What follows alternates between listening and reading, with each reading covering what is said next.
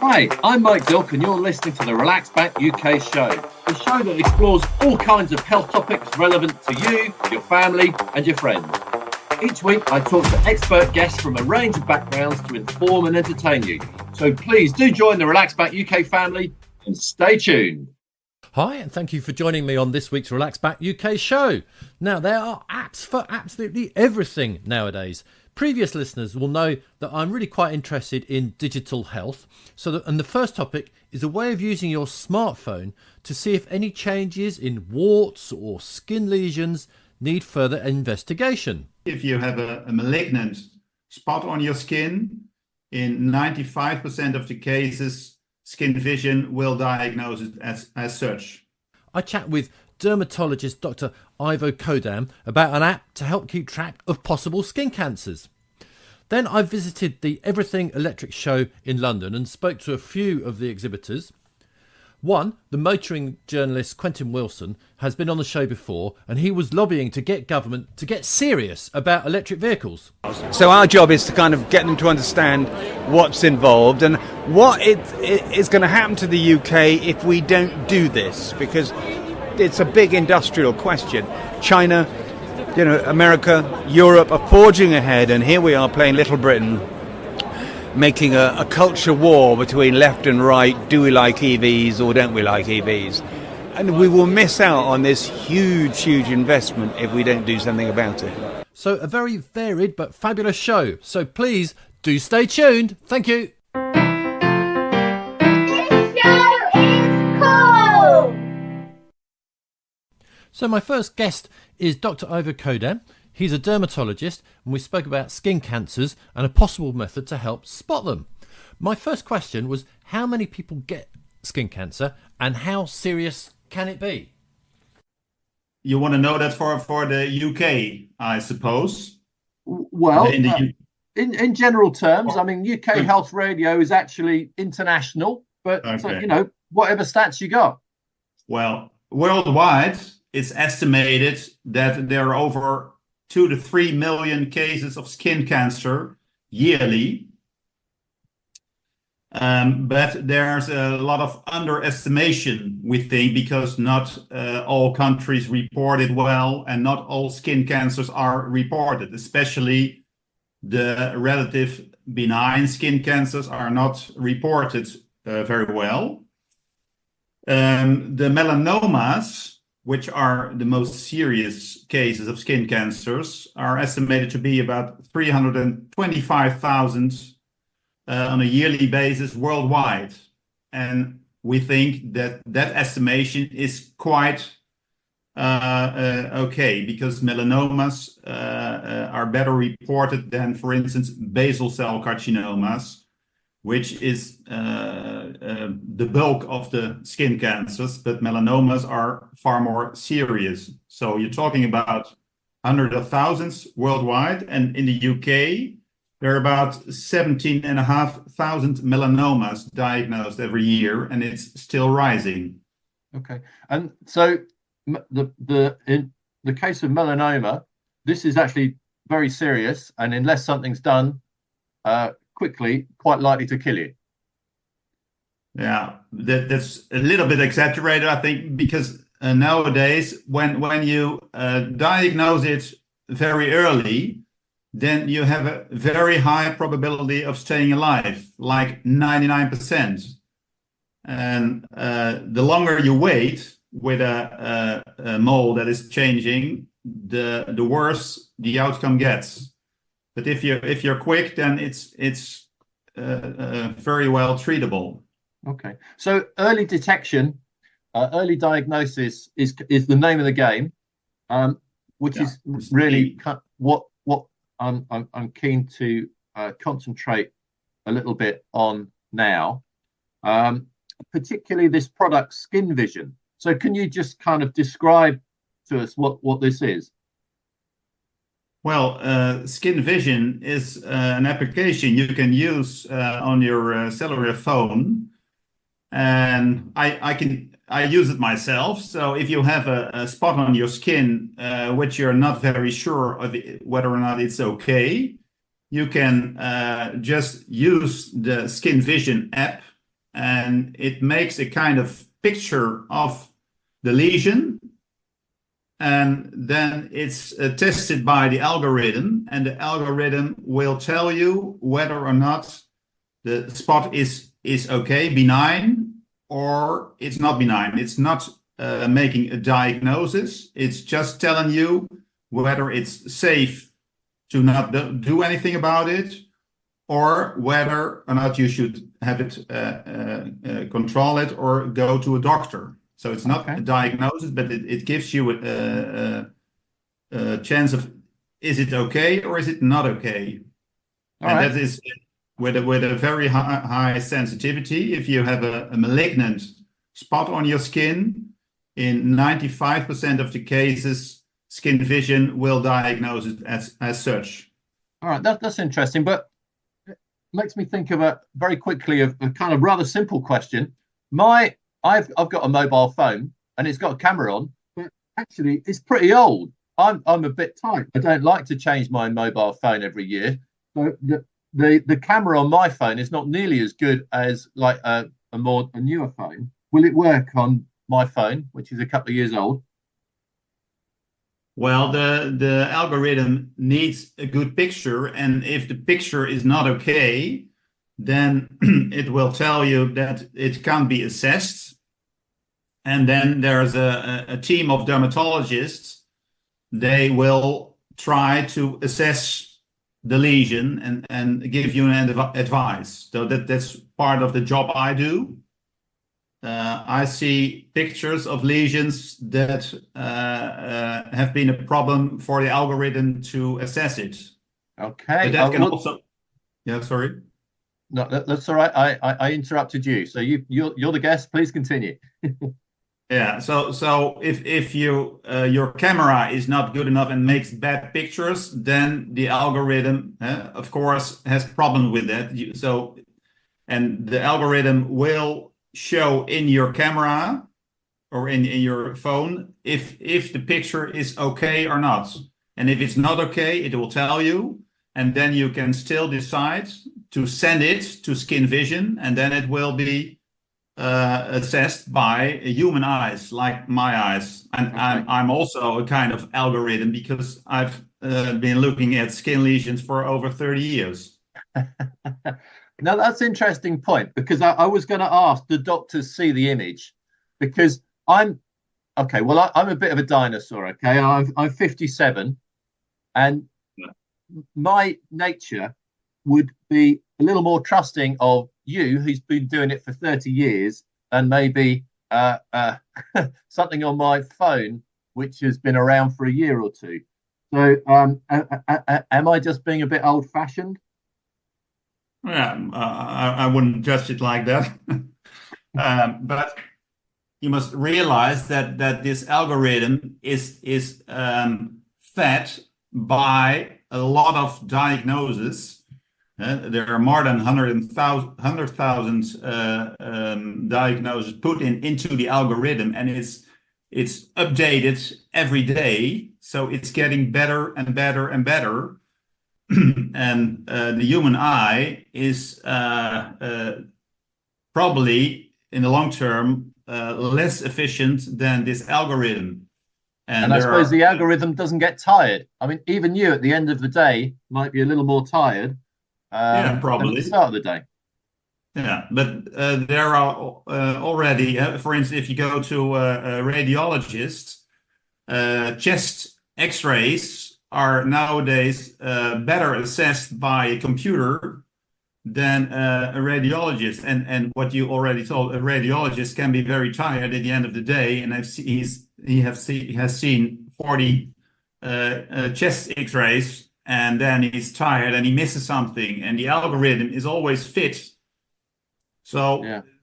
I know what you mean, but there are a lot of advantages to algorithm, and it's getting improved every day, and that's a good thing. If it's like the chess computer, the first chess computers I could easily beat, but nowadays the chess computers can even beat the world champion chess, but that's basically what it is. It learns and learns and learns, and it surpasses the master. Yeah. Okay. So you're saying the algorithm. So is this kind of fueled by AI? Can you kind of explain? I'm a layman, all right. I'm not a computer person. I'm not a medical person. Can you sort of explain in terms that I might understand how the algorithm works and how it gets added to? Yeah, but that's a bit technical question because there are special technicians in the skin vision team, and they do that. They feed the algorithm every day, and every malignant diagnosis, for instance, is we try to get information from the patient, and we try to get the reports from the pathologist.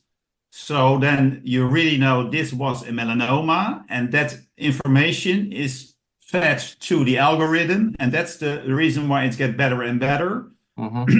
Because he knows this picture is from 100% proven melanoma.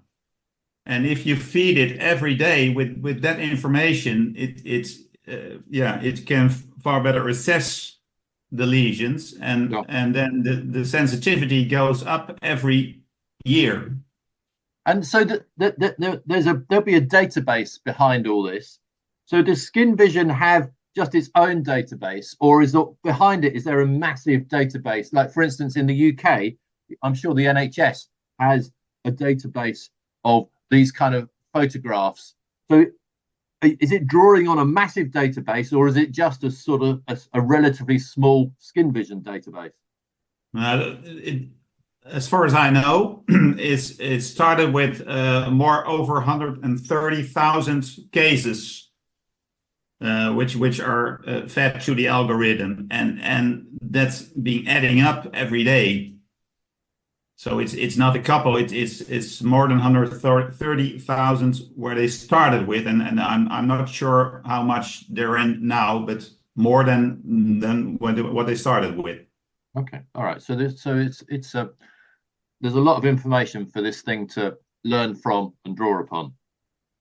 Yeah, and if you look 10 years further from now, then you can imagine how many will be added to the algorithm. And that's I think that's the best part of an algorithm. It's every year, like the chess computer, it's getting better and better and better and better. Yeah, it's, I mean that and will the depend. whole doctor is also getting better. Yes, that's true. I mean this algorithm, it will depend. I'm sure, because I don't know if there are competitors to Skin Vision, but the one that has the most customers will have the best algorithm, won't they? Yeah, probably, but you also have to do the right things with, and the algorithm has to be fed well by the technicians. So it's not only the amount of data, but you also have to do it in a clever way. Okay, all right. But I think there are more companies working in this field. I'm not sure only in I suppose dermatology. what I was getting at is if there could be one big database, it might be a better thing, but yeah, maybe not. It's not my world. If you put everything together, yeah. Yeah. Now, if someone uses the Skin Vision, they take a picture of a mole or something that looks a bit different on their skin. What's the process? They send it in, and what happens next? What then happens that it's assessed by the algorithm, and a lot of lesions will be assessed immediately, and you get an answer in a minute. And then you get, for instance, you get an answer. There are no concerns about this lesion, and there's always a kind of disclaimer that you always have to take a look at it once in a while. But the easy cases, you get an answer immediately. Mm-hmm. But the difficult cases, you get an answer. We have to assess this by a dermatologist, and then it can take up to 2 days before you get an answer, and that answer can still be this is okay. You don't have to do anything with it, but it can also tell you you have to see a doctor with this lesion. Right. So it says, right, this is important. You need to go and see a doctor today or tomorrow.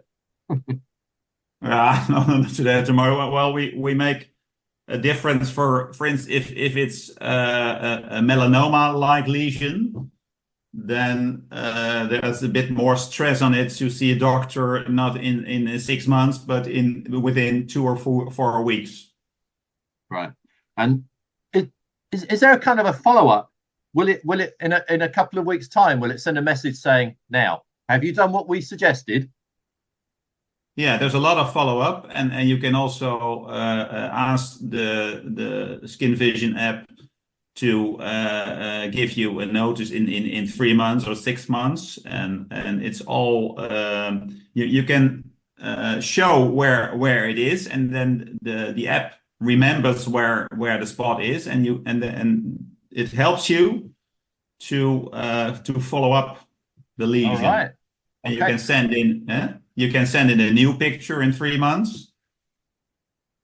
Okay, no, that's really good, because kind of remembering what it looked like 3 months ago can be really difficult. You know, if That's you're difficult, but that's remembered by the app.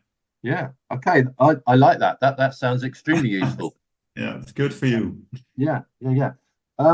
Now, I people that have listened to this show before know that I always or very often ask people for data and proof, etc. So, what other kind of published peer-reviewed type papers that talk about this system? Are there such things, and say how wonderful it is or how well it works, that kind of thing? Yeah. Now, there have been doing a lot of studies about this, of course, because it's necessary that people know that it's assessed and it's okay. So one study has been done by the Erasmus University Dermatological Department, and they checked it in I think over 6,000 patients, and they came to the conclusion that it was a 95% sensitivity. That means in 95% of the cases that it was a cancerous or precancerous condition, it was assessed like that by the algorithm. Right. So high sensitivity, and the specificity, that was 78%. So that means that if it's not precancerous or cancerous, then in about 80% of the cases, the algorithm says, well, you don't have to do anything with it. So that's one of the things that can be improved. That's the specificity. So that will probably be better in the next coming years. Okay. Or almost All right. sure be better. Yeah. No. So it's high sensitivity and quite high specificity, but the specificity can and must go up in the next years. All right. It's validated in a clinic, in a good clinic in the Netherlands, and there are more studies. I actually looked up one of the studies, and it must have been one possibly before that, because it looked at fewer people. It looked at 785 lesions. I don't know if that's 785 people, but you know, it was obviously a smaller type study. But when I looked at this, and it did lead me on to think about it's a question that is more of a general question, I suppose, but you can look at it sort of specifically to skin vision as well, if you like. It just took my interest, the conflict of interest statement. So the Department of Dermatology of the Erasmus MC Cancer Institute has got a grant from Skin Vision, and it goes on to say that some of the people that did the research are on the scientific advisory board of Skin Vision and have equity in the company. Now, looking at this, first of all, you think, oh, actually that sounds a bit dodgy. Is that good science? But actually, Yeah. I know full well that universities are very keen to hook up with industry, and academics are actually under quite a lot of pressure often from universities to hook up with industry and get sponsored by industry, which doesn't necessarily mean that the work is the research that's done is poor or skewed, but potential is there. But the fact that this paper talks about the conflict of interest statement and it's there, that can only be a good thing. So I suppose there's a bigger question there. But have you got sort of comments or thoughts on that in general, and also specifically to skin vision? Yeah, I understand what you mean, that there can be a conflict of interest. The only thing I know is that I know the professor of that university, and I know him as a really trustworthy person. So I'm 100% sure that the things that come out of that study is okay and unbiased. That's the only thing I can say, but I understand that if you see that they are involved in skin vision, that's all. Yeah, you have to stay away from that if you can. But yeah, I'll give you some background information and not really come clean. But my wife is an academic, and she has to deal with questions like this on almost a daily basis. So yeah, that's true. And nowadays, if we go to a conference, always when somebody starts a lecture, then they have to disclose everything. And I think it's okay that you disclose it, because if you don't, then it's shady. Yeah, no, you have to absolutely, yeah. And actually, academia is changing. It's harder to get money for research. So yeah, scientists are under pressure. It's an unrestricted grant. Yes, it was an unrestricted grant. Yes, it says that in the conflict of interest. Interesting. So I was just, in some ways, that's a bit of an aside to the main topic here. So let's get back to skin vision, of which I'm sure there are other similar systems around. But if people have noticed something on their skin that is a changing mole or a freckle or something like that, yeah, what's your advice? What should people do? If they're thinking, oh, perhaps something like this might be useful. Well, I think it's very useful to because the thing is that a lot of people, the step to go to their doctor is much bigger than using this kind of app. So I think this will help us to diagnose skin cancer earlier. So it's not only this app, it's the doctors, but it can help patients, but it can also help doctors to decrease their workload, because I don't know how it is in UK, but in the Netherlands there's a lot of pressure on the doctor's time. So if this can help to keep patients away from their practice because it's not necessary, then it's good for the whole health system. Yeah, and there's massive pressure on GPs in the UK. Yeah, so things like this can only be useful. Actually, something which I didn't ask, which is quite an important question: how long does the process actually take? If you've got the app loaded on your phone and you take a picture, is it literally seconds? Yeah, then you get an answer. Yeah, or the actual submitting the information. In a lot of cases, you get an answer within a minute. Right. But as I told you, if it's difficult, but sometimes it's difficult for the algorithm, and then it will tell you we need another assessment by a dermatologist, and then it takes longer, and you get I checked it myself yesterday, and there was a difficult lesion. I knew it was, and then I got a message back. So we can't assess it in a minute. You have to wait. And today I got a mail from Skin Vision, and they advised me to see a doctor with it. Right. So I checked it before this interview, whether or not it worked, and it worked like that.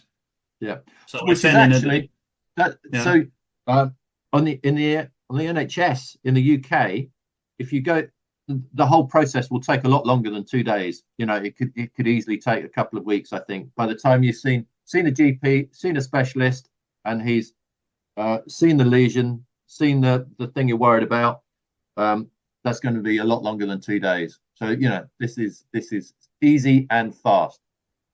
Yeah. And it takes a lot of workload away from the GP. So I think a lot of people can benefit from it, and yeah, almost everyone benefits from it, I think, if you do it in the right way. Yeah. Okay, so Ivo, how can people get hold of this app? Where can they find it and get it on their phone and start using it? I'm not sure how it works in the UK, but in the Netherlands, it's a Skin Vision.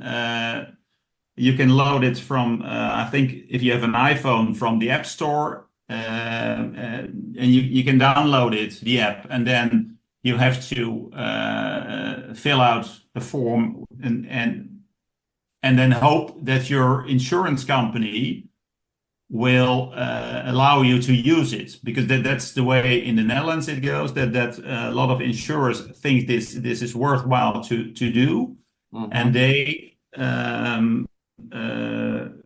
let you use it. But it's not every insurer, it's not every patient. So some patients, if they want to use it, they have to pay for it. Right. Well, so most people in the UK will be using the NHS. So I don't know if this is available on the NHS. Do you know? No, I'm not aware of that. My suspicion is it's not available on the NHS. So people in the UK would have to pay. Do you know how much it costs? I think it's about 50 euros for 6 months, and then you can send in as many pictures as you want. Okay. So the follow-up is also. So it has a cost, but in the scheme of things, it's not crazily expensive. It's not crazily expensive, and in the Netherlands there's a lot of insurers. They think, well, this is good for the patient, and maybe it's also good for the insurance that they don't go to the doctor immediately. So that's also a win-win situation, I think. Yeah. That's the reason why a lot of insurers reimburse it. Yes, no, I understand. All right, look, very interesting, very useful. We are certainly moving into a whole digital world as far as many people's healthcare is concerned, and I think there's an awful lot of use and advantages to be gained from this kind of thing. And it actually, the world of digital health does interest me enormously, and I really do think it can help a lot of people. But for now, Dr. Ivo, thank you so much for chatting. Very interesting. Yeah, well, thank you very much.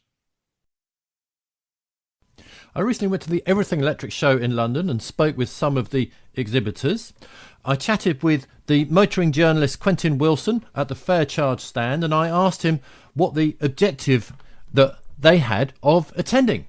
Well, we're here to help promote electric cars and widen the understanding among politicians, press and public.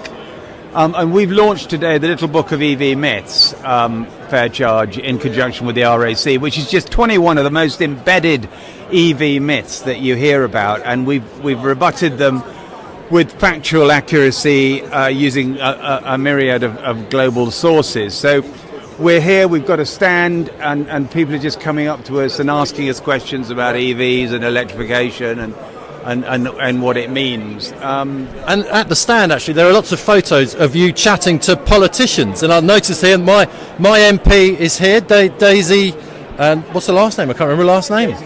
Daisy, is it Goodwin? I'm not sure. Anyway, MP for St Albans. You're chatting to, and there's quite a few you've chatted to here. We get interviewed an awful lot on television and in print, and we do drop-in sessions in the House of Lords and House of Commons and stuff like that, because we need to get politicians who make these decisions about electric vehicles and electric vehicle policy to understand what this is. It's a technological transition, and if you don't understand the technology involved and you don't drive an electric car, you are at a disadvantage. And lots of politicians don't drive electric cars. So our job is to kind of get them to understand what's involved and what is going to happen to the UK if we don't do this, because it's a big industrial question. China, America, Europe are forging ahead, and here we are playing Little Britain, making a culture war between left and right. Do we like EVs or don't we like EVs? And we will miss out on this huge investment if we don't do something about it. Okay, but you are having some success. I mean, you are talking to some big names here, it looks like.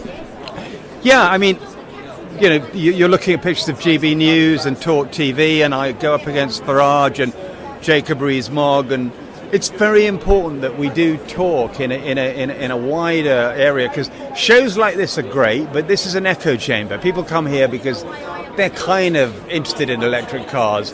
The people we need to talk to are the reasonable, centrist people who think, I might buy an electric car next time, and are being put off by all the myths. So that's our role, to make sure that those people who are interested in the energy transition and do think that they want an electric car have the right information to make that decision. That sounds like an excellent thing to do, and that's what you're doing at Fair Charge. What is the website for Fair Charge? I'm sure there is one with all this kind of info. It's faircharge.co.uk. We're on Twitter at fairchargeuk, and we have a change.org petition as well, which you can sign up to. We've got 86,000 people have signed that petition as well, just to pressurise the government to do these simple things like putting electric car charging signs on motorways. Why is it so difficult? You can see I'm going off on one now, but that's fine. Keep going. I'm battling away the electric signs. Why, instead of having take your litter home, tell us where the next EV charger is and how far it is and stuff like that. Yeah, it's not that hard, is it? It's not. And there are levers you can pull, like the VAT cut on public charging, and VAT on second-hand electric cars and new car, and just, there's so much the government could do, but they're not. Okay. Thank you so much for chatting. I am converted, so I will let you go and lobby a few politicians. Pleasure. Thank you very much.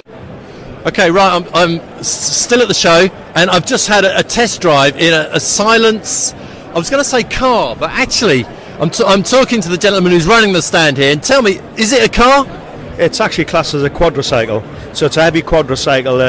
The category of vehicle it's in, it's L7E category, so you get L1E all the way up to L7E. This is L7E, does 90 kilometres an hour, about 54 miles per hour, up to 92 mile range, and it's the Silence SO4. Okay. Well, in my test drive, I absolutely loved it. It felt like great fun. It did feel, I mean, it is small. This is not a big vehicle. But what I loved about it, I'm quite tall, and often I'm quite uncomfortable in little cars. But it was pretty comfy. Have other people kind of noted that? We had a guy sit in a car just this morning, an hour ago. He was 6'10", and he's got long body, short legs. When I say short, I mean still longer than the average guy, but he's long-bodied, and his head just touched the headline, and he said he couldn't believe. We class the vehicle as it's small on the outside and large on the inside. Yeah. Okay. Interesting. Now, I've got to ask, seeing as it is small, and it does go pretty fast, I mean, up to 54 miles an hour, you said. Tell me a little about kind of the safety, should you have a bit of a prang or a roll or hit some mud or whatever? Okay, so these L category vehicles, with them being classed as a quadricycle, they don't have NCAP ratings in terms of crash testing. Because the whole vehicle is designed and built around a roll cage, so it's all tubular framing, bit like sat in a rally car really, but you just can't see all the steel work. So they're still a very safe car, but they're very light as well. So in the event of an accident, you don't have crumple zones because it's wrapped around a roll cage. So you're more chance of bouncing off something because they're only 500 kilos as well. So yeah. Okay. And the thing it has a sister mode of transport, this silence motorbike. What would you call that? Yeah, it's a moped. It's classed as an L3E, which is a 125cc equivalent to 68 miles per hour, about 80 mile range, fully automatic, and it shares the same batteries as the car. So we can sell a car, we can sell a bike without a battery. And if Mr. and Mrs. whoever want to take the bike out at a weekend, they just take a battery out of the car. So basically you share the battery, and that saves about £2,500 off the price of a bike. And I saw you earlier actually taking the battery out of the car. So and this is just dead simple to do, isn't it? Yeah, it's seconds. It's absolutely seconds to take a battery out. So you can charge the battery indoors, at work. You can leave the battery in the car and charge both batteries from the front. It's a normal 3-pin household socket, like with a kettle plug.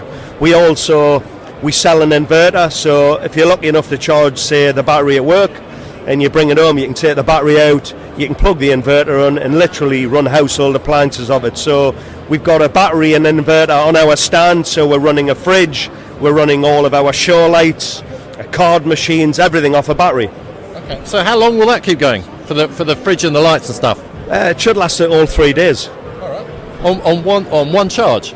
Yeah, absolutely. It's 5.6 kilowatt battery, so you've got 11.2 kilowatts. So basically the car, it's got 2 hub motors and back wheels and both rear wheels.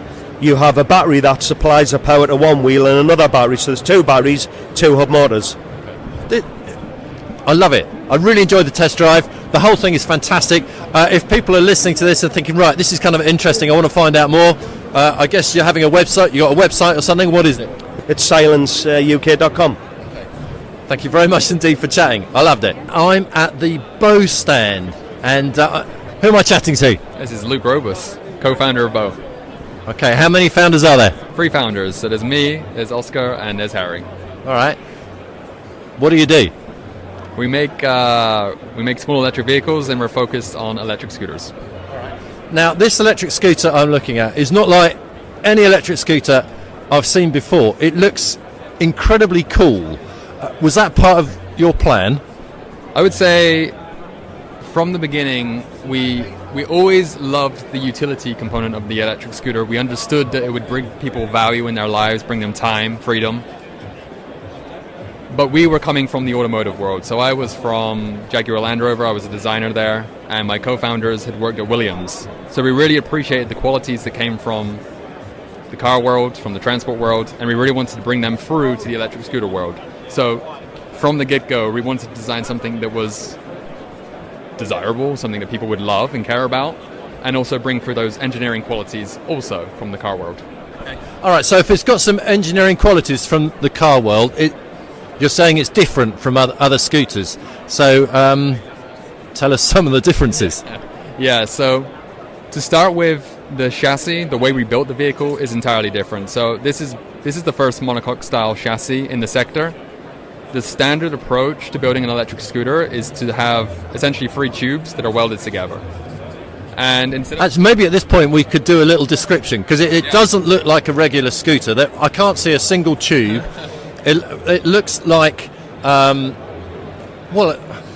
has kind of a chassis, a small chassis that you stand on, and there's not really a tube in sight, so it looks very, very, very different. No, exactly this. So if you're looking at the image of it, you have this sort of silver boomerang, and this boomerang is built in much the same way as a monocoque, and that holds all of the internal components, whether that's the innovations that we'll likely touch on, like safe steer or lock and load.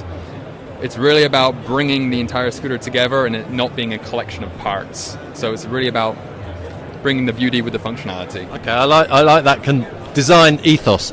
All right, you mentioned something about steering, because one thing about scooters that kind of scares me sometimes, if you're in traffic, which actually, by the way, in the UK you shouldn't be, generally speaking, unless you've rented a scooter, but if you're in traffic and you want to tell people behind you which way you're going, maybe use a hand signal, so you take one hand off the steering bar.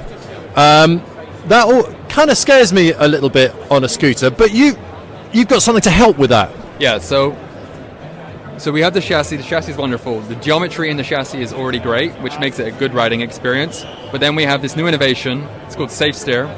And Safe Steer it basically stabilizes the scooter. It has a restorative force in the handling, which means that instead of the vehicle ever wanting to jackknife or like bump out, what happens is the steering goes back to center.